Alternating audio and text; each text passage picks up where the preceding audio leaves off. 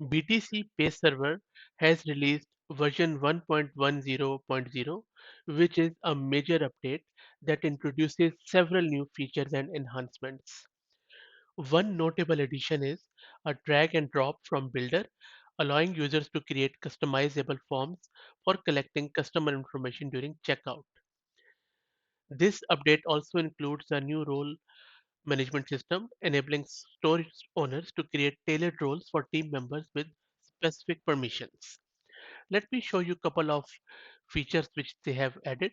So as you can see on your screen, this is a new form builder drag and drop UI, which is really customizable. In this form, what we are using in this demo, we are using the restaurant use case as an example, and then you can easily add or edit your information there.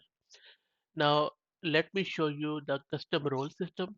So as you can see, in what is happening here is that if we are operating, for example, a store of with a team of employees, and then if we want to tailor the roles to your exact needs, we can easily grant those permissions by using this console. Very easy, very intuitive.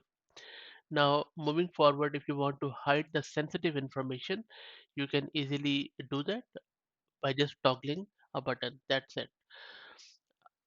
You can also do very improved invoice filtering because normally the invoice page looks daunting. So, but now it's very easy to filter it down.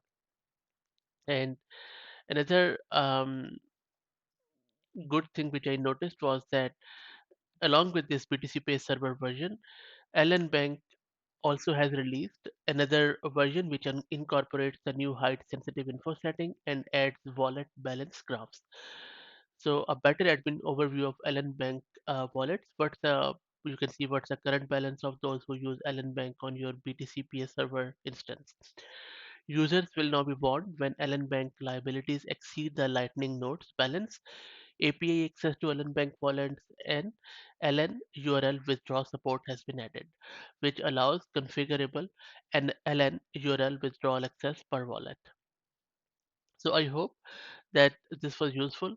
And if you have any problem, feedback, or even feature request, I will paste the link of BTC Pay Server in the video's description, and you can go to their website and visit and update your thoughts there.